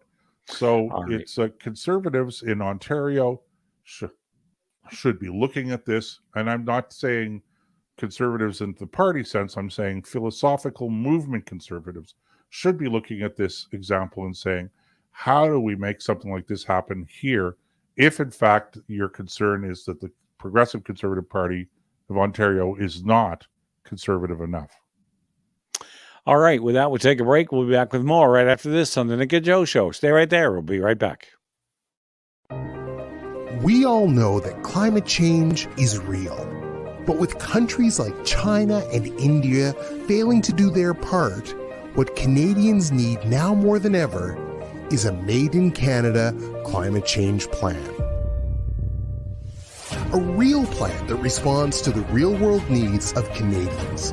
A balanced plan that supports responsible economic growth and strengthens our essential infrastructure. A responsible plan that protects our natural environment and ensures that all Canadians enjoy the blessings of clean air, clean land, and clean water for generations to come. It's time for Canadian politicians to show real leadership in the world, putting partisanship and ideology aside. It's time for a sensible climate plan. We're the International Climate Science Coalition Canada, and we're ready to help. To learn more, visit our website, icsc-canada.com.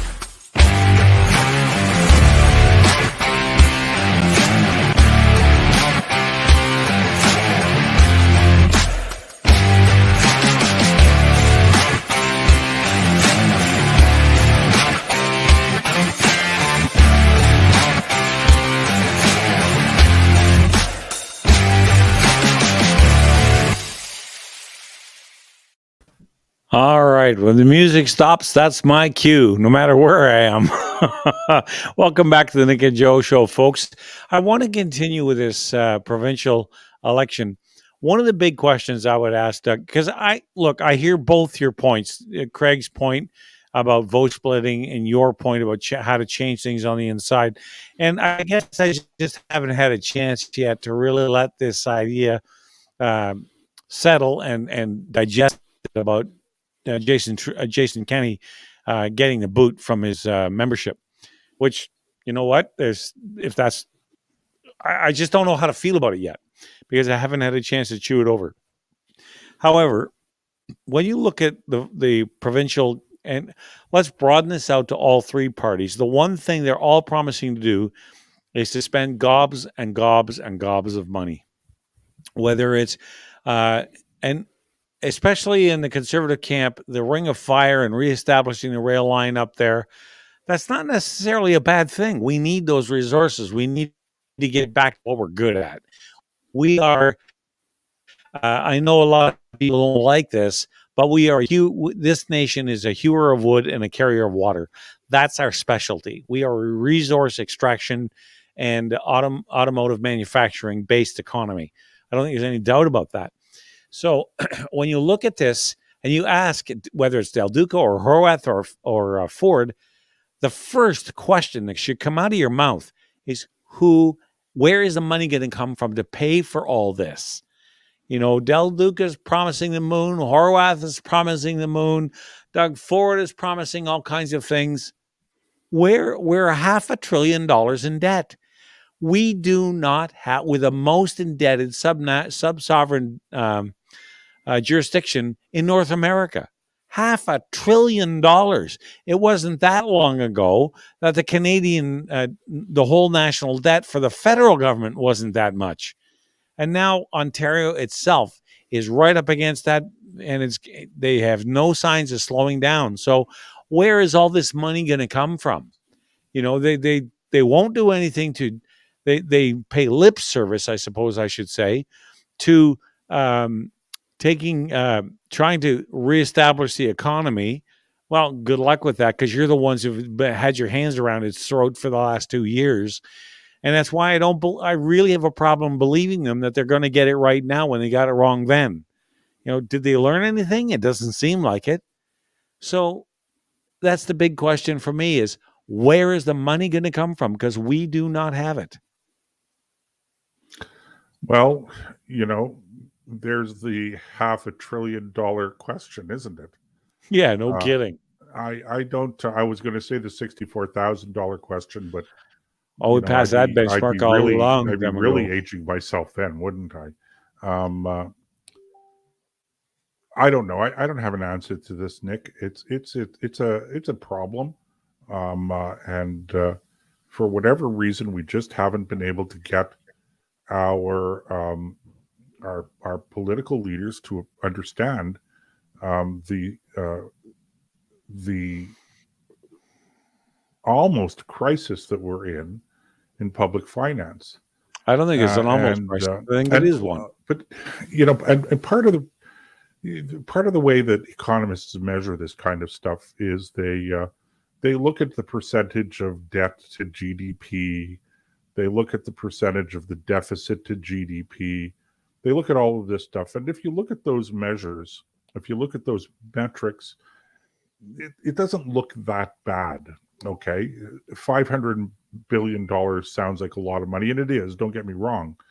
But relative to how the economy performs, etc., they look at this and they go, well, could be worse. But in terms of, where we are and how economics works, it's not so bad.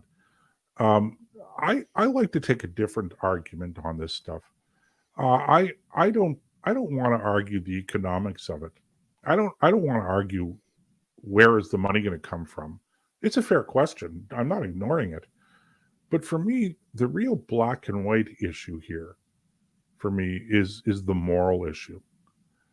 I have a real problem with the notion that we spend this money on programs, predominantly, on some capital projects, but predominantly on programs, and we leave the bill for future generations to pay. Because remember this, okay? When you borrow money as a government, it's nice to say it's borrowed money, and it is, but borrowed money when you're in government is really nothing more than deferred taxation. That's right. Okay, so what you're really doing is you're deferring the taxes. Now, here's my problem with it. My problem is this. I happen to think that one of the fundamental principles of democratic government is the principle of no taxation without representation. That's right. In other words, okay, the people who are going to be paying the tax ought to have a say in the tax that they're going to be paying. But in this case, what we're doing is we're spending money, we're borrowing money, and then we're leaving it to people who haven't even been born yet to pay that bill. And I think that that's a profoundly undemocratic and even immoral thing. It's to say we don't care because we're going to be dead, and we'll just leave our kids and our grandchildren and our great grandchildren to pay the freight. I just think that's wrong. I think, as I say, it's undemocratic, and I think it's immoral. And irrespective of the economic arguments, I think also the moral argument is a strong argument to make as well as the democratic argument. And I wish that conservatives would make those arguments a little bit more. They're not very good at that. And I was listening to terrestrial radio today out of Ottawa, and I shouldn't do it because it drives me nuts. And they had a counselor on there who was the environmental chair, and talk about governmental attitudes. It was Scott Moffat was the individual in question. And for those of you listening from out of town and out of state and out of country, or out of province and out of country, he's just a politician here in the city of Ottawa. He's a counselor.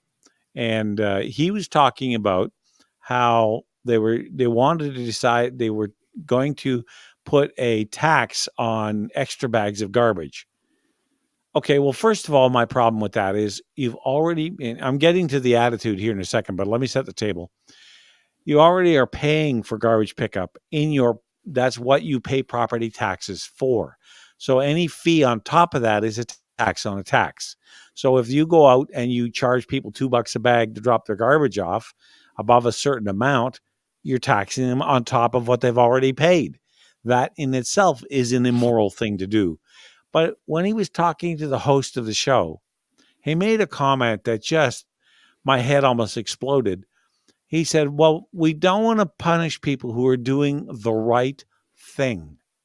Now, this is a government, a government official, somebody who works for the people, not the other way around, telling us you have to do the right thing. In other words, here's the carrot. You don't have to pay the fee. And here's a stick if you don't want to listen to it, right? He's the one deciding for us what the right thing to do is. And that attitude drives me out of my mind, because it's not for him to decide what the right thing or the wrong thing is to do. Well, the wrong thing. But when it comes to issues like this, it's up to us to decide what's acceptable and what isn't. He's a servant, not a master. And this drives me nuts, Joseph. It just makes me crazy when I hear this, because first of all, we're the ones to tell him what is the right thing and the wrong thing to do when it comes to how he spends our money. Right. And that kind of stuff is prevalent it's just rife, is through the whole, every level of government has that mental attitude that we have to tell the people what is right and what is wrong. And if they don't listen to us, we get to punish them for it. And sister, that's enough to drive a sane man crazy. Well, a couple of things. First of all, on with respect to this garbage thing, I was reading about it today as well. And of course, I live in Ottawa, so it's going to affect me directly if, in fact, this becomes the policy.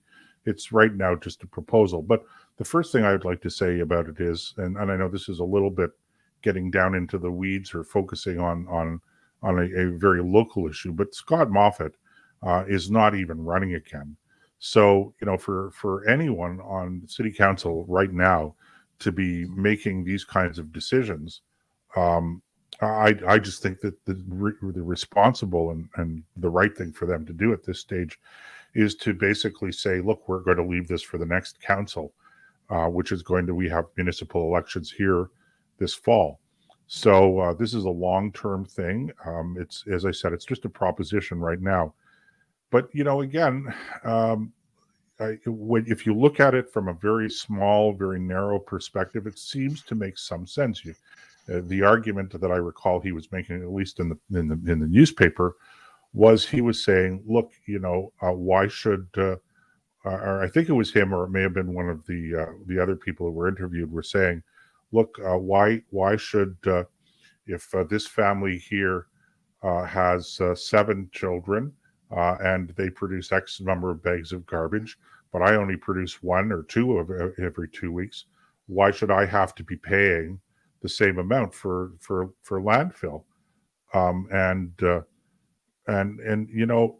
irony is that the person who was making that argument just didn't understand that, what you're really saying is that you're penalizing families, because I don't know any family with any children that can only produce 1 bag of garbage a week. So it's days, Joseph, we used to make 1 a day. It's really nonsensical. But and again, it's just another example of adopting policies that make it more expensive for parents with young children. And at some point in time, you have to say enough of this. So that's the first thing. The second thing, actually, that was the second thing. The first thing was that Scott Moffat isn't even running. But, ultimately, there are solutions to this that are environmentally sound, as you very well know, Nick. You and I have talked about this before. And that is that, you don't actually have to have all of this stuff going into landfill. But the fact that we have a landfill problem isn't because we're producing too much garbage. Look, the reality is that the population is growing, and in the next 30 years or thereabouts, we're talking about an increase of 25 to 30% of the population estimated here in the city of Ottawa. And of course, Ottawa is no different from anywhere else. So as you have larger populations, and we want our population to grow. We bring in a lot of people every year, and I think that's a good thing. But this is the consequence. So if you don't want, pardon me, the amount of garbage to continue to grow at a higher rate every year, then you have to find a way to stop the population from growing. That's not going to happen. So of course not. So let's understand that the problem here is not irresponsible people. Okay, the problem here is that we're addicted to landfill, and we have this fantasy that we're going to recycle the rest of it. Well, it's not going to happen. Well, let me jump in on this. What we should be doing, as you know, is we should be incinerating it. Yes, that's where I was going next. First, before I get to that, though, Christina made a comment I want to bring to your attention. Not confirmed, but the CFL second strike in its history may be over. Two sources told Canadian Press that the CFL and CFL Players Association reached a tentative agreement for a 7-year collective bargaining arrangement. So if that's true, then great. That's an issue, because that doesn't make any sense to me for those guys to be on strike. I'm sure they didn't. I'm sure they didn't come to that agreement because they heard us talking about it and making fun of them earlier on in the show, Nick. Oh, I think this absolutely that was a tipping point. How I mean, come on, we are kingmakers, Joseph. You think so? Let me get back to this idea. I was talking, you and I have a history, and you know that I've been talking about this for a decade or more. Sure. About high efficiency incineration. And well, he's passed away now, but there was a friend of mine called Jeff who had a 50-year career as an engineer. He designed an incinerator that produced the outflow of air from the incinerator was cleaner than what went in. Now, I won't get into all the technical details, but I brought this idea to the city of Ottawa while I was still on the radio, and they laughed me out of the building. Now, okay, maybe I didn't present it properly, or they didn't take me seriously because I was just a right-wing lunatic, according to the city. I don't know, but they didn't even. It was all Rob Brydon. It was all plasma gasification. They were and obviously that crashed and burned. So they've known about this stuff for over a decade. They're not even talking about it, and yet it's the single best way you could end recycling as we know it. You wouldn't need to dig a hole. You could not only would you not have to pay for your garbage, they should be paying you for it because you bought the stuff that you now put into the garbage. Okay, like when you buy a bottle of Coke, you didn't just buy the Coke, you bought the bottle too. So you still own the bottle. Anyway, now when you throw it away, you could say you surrender ownership of it. Okay, fine, I can live with that. But my point is, they would be begging you for your garbage, not charging you for it. And when I was doing this, it was $85 a ton tipping fee. It's obviously a lot more than that now. But even so, isn't that a better solution than digging another hole in the ground and all the problems that come with that? Sure. You look at Carp Mountain. Somebody I know wrote a parody song about it. So here's the other thing, Nick. Okay, I'm not suggesting that we go back to this, but for all of those people that like to say how great they are at recycling, and it's and you old-fashioned guys and stuff like that, you don't know anything about this. You were just destroying the environment and that.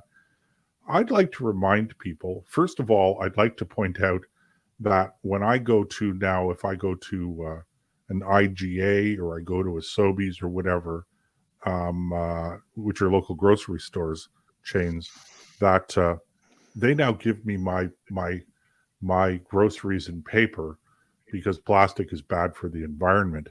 And this is supposed to be something new. And I'm thinking, okay, yeah, guess what? I grew up on paper grocery bags. So it's everything old is new again. But the other thing is this, okay? When we bought Pop, Okay, soda pop, Coke, Pepsi, ginger ale, whatever it Of course. was. Right. Okay, we would pay a deposit on those bottles, Yeah. and Still the do in a lot of bottling cases. company, it was a big business, and the bottling company would you would bring the bottles back to the whatever the local store where you bought them. Okay, Right. they would refund you the deposit, Right. and the bottling company would come around and pick up these bottles, and they were reused. They were they weren't just recycled. There was no process for recycling. They just took the bottles, sterilized them, and reused them. If they were, some of course couldn't be reused, I suppose. But so they used to do that with. They used to also do that with the old milk container, the old milk bottles. I don't know if you remember the old Yep. gallon milk, Oh plastic yeah, milk with a little bottles. paper tab in the top. Yep. So there's this recycling, the recycling business as we know it today, in fact, is a lot less efficient than the recycling that we used to practice that ended up being thrown out by the environmentalists who basically said, no, we have to all go. I don't know what, maybe it was bottled, plastic bottles were cheaper. I don't really know. But the point is that the idea that you collect these and then you break them down and then you resell the old, the product of breaking the bottles down or the plastic down for use in other manufacturing and that actually is less environmentally sound Oh my God, to than put it the old mildly. practice that we used to have of just recycling the bottles themselves, reusing them. And I don't know about you, but I remember, we wanted to raise money. If we wanted to raise money for a school trip or something like that, we do a bottle drive. We You go know what? knocking on doors, I was just asking going to people, "Can we say have that your how bottle?" many kids supplemented their allowance by collecting bottles, Sure, because the deposit on bottles for as long as I can remember has been 10 cents. It's you would get back a dime for every bottle you brought back. Now, 20, 30, 40, 50 years ago, that was a lot of money. So if you had a $5 a week allowance, that tells you how old I was. I don't ever actually remember getting an allowance. Whenever I needed money, my parents would just give it to me. But a lot of kids had an allowance and they would supplement it by going around, walking along shoulders of the road, picking up bottles. right, And that was a way to keep the shoulders of the road clean, for one thing. right, And the other thing is that a lot of people, you're right about it being more efficient. Now, the reason they moved away from that, and yes, Craig, I remember very, very well the old Pop Shop. They've actually come back. You can get Pop Shop Pop back in the stores now. So I don't know what's happened, but they've been revitalized. But I remember going, you buy like a dozen in a milk crate of different variety of pop, all about a quart. And what would happen is they take them back, and anything they couldn't rinse and sterilize and clean, they grind up, melt down, and turn back into bottles again. So it was a lot more efficient. And the shoulders of the road stayed a lot, well, the roads really around, at least around where I grew up, were never really all that littered in the first place. But whatever there was got picked up because it was worth something. You want people to do something, pay them for it. You want, give them something for their time. When you're 14 or 12 and you want to, get caps for your cap gun, or, in my case, it was 22 shells for my 22 so I could go out and shoot cans. Okay. I go down the shoulder of the road and I pick up $2 worth of things, and that's what 50 rounds of 22 ammunition was worth. And I go down to Joe's General Store. I'd buy 50 rounds.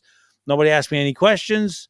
And I'd walk home the mile and take out my 22 and shoot holes in a can.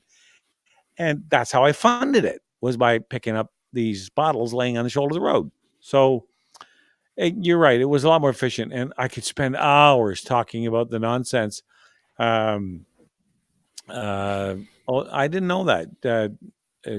John was just mentioning they sell Pop Shop at various places, but they don't take the bottles back anymore.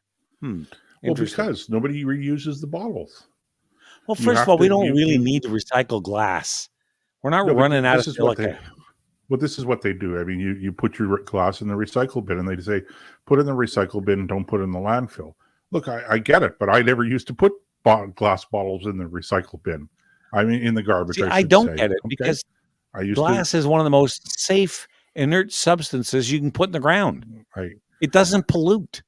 Well, it's not just in fairness, it's not just the pollution; it's the actual It's based. volume in the Yeah, okay. landfill. So there are issues around that. But the point I'm making is that I never the idea.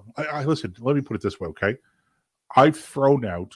I hate to say it now. People are going to say, "Oh, God," they're going to jump up and down. But I have thrown out glass bottles. Okay, I've thrown out glass bottles.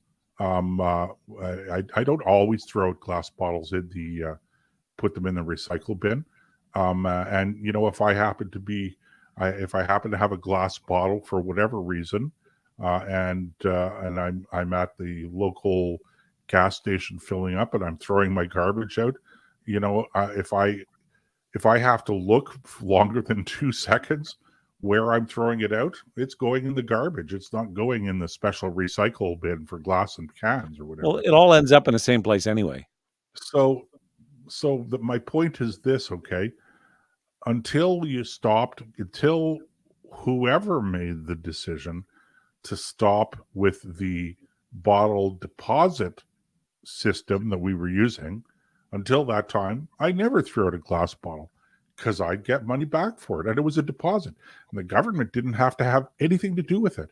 This was a perfectly private transaction between me, the consumer, the retailer, and the manufacturer or the producer. Well, apparently and it worked now really well.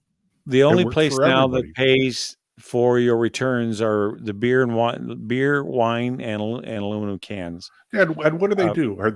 What do they do with that stuff? Do they reuse them? No, well, maybe they do. I don't know. I don't know. Look, they're made of glass. Silica is one of the most abundant resources we have on Earth. We're not running out. So why are we bothering?